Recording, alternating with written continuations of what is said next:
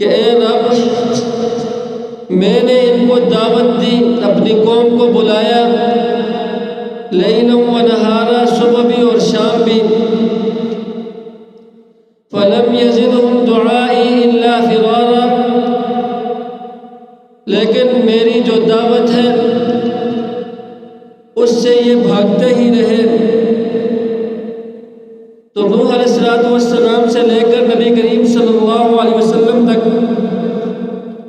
سارے انبیاء کا متفقہ دعویٰ ہی یہی تھا کہ اللہ وحدہ لا شریک اکیلے ہیں، اپنی ذات کے لحاظ سے بھی، صفات کے لحاظ سے بھی اللہ کا کوئی شریک نہیں، اللہ کا کوئی وزیر نہیں، اللہ کا کوئی مشیر نہیں، اللہ کی کوئی بیٹی نہیں، اللہ کا کوئی بیٹا نہیں، اللہ ہی زندہ کرتے ہیں، اللہ ہی مارتے ہیں۔ اور قرآن کا دعویٰ سورہ ہود جہاں سے شروع ہوتی ہے وہیں پہ اللہ رب العزت اپنے اس قرآن کے دعوے کو بیان فرماتے ہیں، اس لیے کہ ہر چیز کا ایک دعویٰ ہوتا ہے پھر اس پہ دلیلیں قائم ہوتی ہیں۔ تو اللہ نے سورہ ہود کو شروع کرتے وقت اپنا دعویٰ بیان کیا۔ پہلے عرض فرمایا کہ کتاب احکمت آیاتہ ثم فصلت من لدن حکیم خبیر، جیسے کوئی استاد، کوئی بڑا، کوئی والد اپنی اولاد کو، اپنے شاگردوں کو، اپنے ماتحتوں کو کوئی بات سمجھاتے ہیں، کوئی اہم بات کرتے ہیں تو کرنے سے پہلے اس کی تمہید بیان کرتے ہیں کہ میں ابھی جو آپ سے بات کرنے لگا ہوں یہ بڑی اہم بات ہے۔ تو اللہ نے بھی اپنا دعویٰ بیان کرنے سے پہلے مجھے اور آپ کو یہ سمجھایا کہ کتاب احکمت آیاتہ، یہ قرآن ایک ایسی کتاب ہے کہ مضبوط ترین ہے، اس کی آیات محکم تھی، اس کی آیات پھر ان کو کھول دیا گیا من لدن حکیم خبیر، ایک ایسی ذات کی طرف سے جو حکمت والے بھی ہیں اور خبر رکھنے والے بھی ہیں۔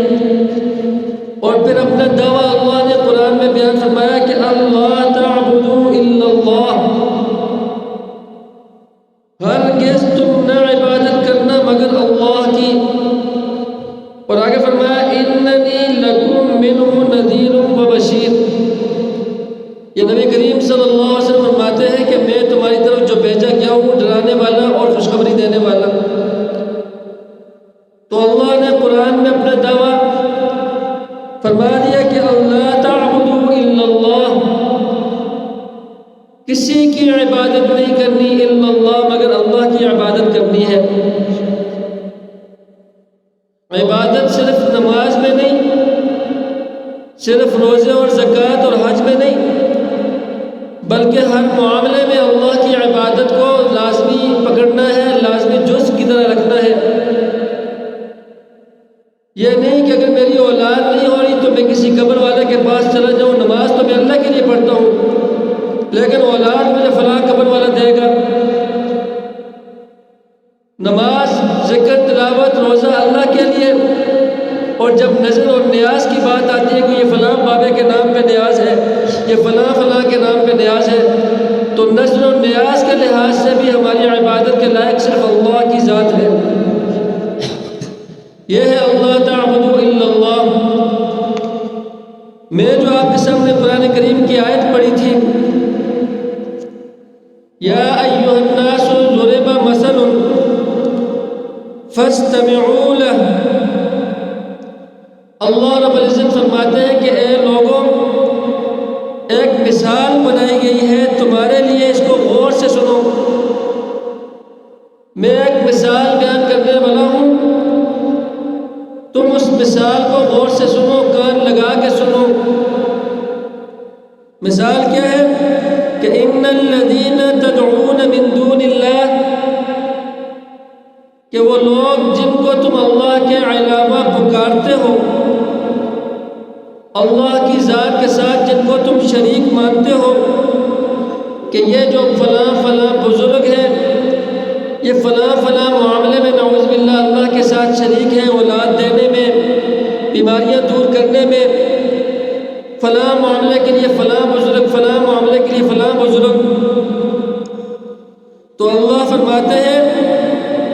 جن کو تم اللہ کے علاوہ پکارتے ہو لن يخلقوا ذبابا ولو اجتمعوا له، بڑی واضح الفاظ کے ساتھ بالکل آسان عام فہم انداز میں اللہ رب العزت نے آیت کو اتارا کہ عام بندہ راہ چلنے والا بھی اس کا ترجمہ کر سکتا ہے۔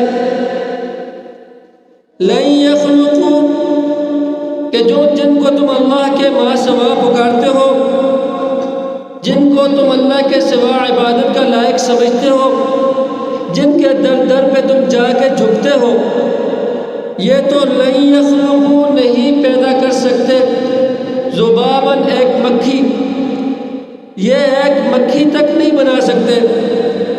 وَلَوِ اجْتَمَعُوا لَهُ، ساری کائنات کے یہ بزرگ، یہ فقیر، یہ ڈاکٹر، یہ فلاں فلاں، یہ ساری کائنات کے جمع بھی ہو جائے، ایک مکھی تک نہیں بنا سکتے۔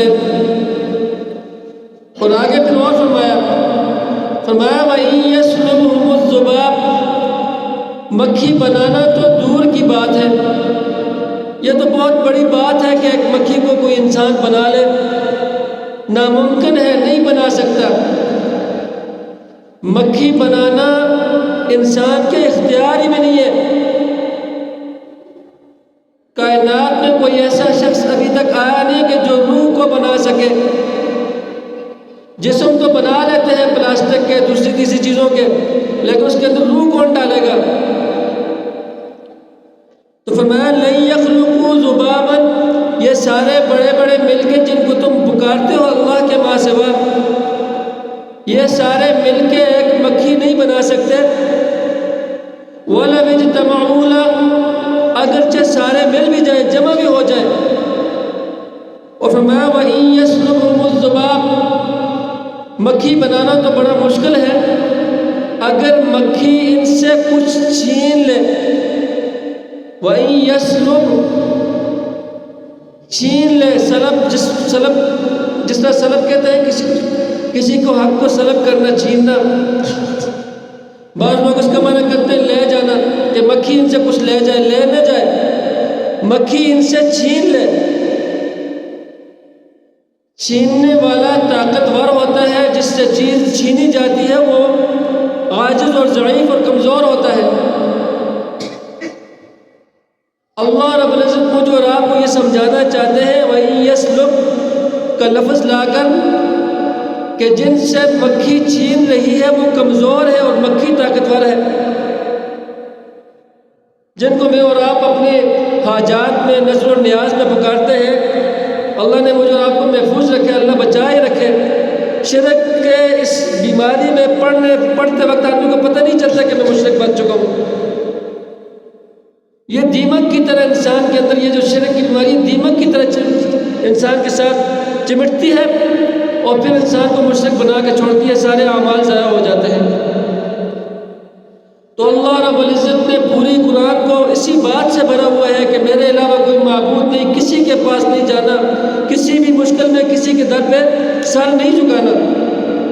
بڑی سے بڑی مشکل آ جائے، بڑی سے بڑی مصیبت آ جائے، میرے ہی در پہ آنا ہے۔ لازمی نہیں کہ تم مسجد میں آؤ، کہیں پہ بھی تمہیں جگہ ملتی ہے، میرے در پہ سر جھکاؤ اور اپنے مسائل اور اپنے معاملات کو حل کروا لو۔ سارا قرآن انہی باتوں سے بھرا پڑا ہے۔ تو میں عرض کر رہا تھا کہ جس سے چیز چھینی جائے وہ کمزور ہوتا ہے اور چھیننے والا طاقتور ہوتا ہے۔ ہمارے معاشرے میں دیکھ لیں، جس کے پاس قوت ہے وہ چیز اب دوسرے کے حقوق کو چھین لیتا ہے، اور جو کمزور ہوتا ہے وہ اپنا حق واپس نہیں لے سکتا۔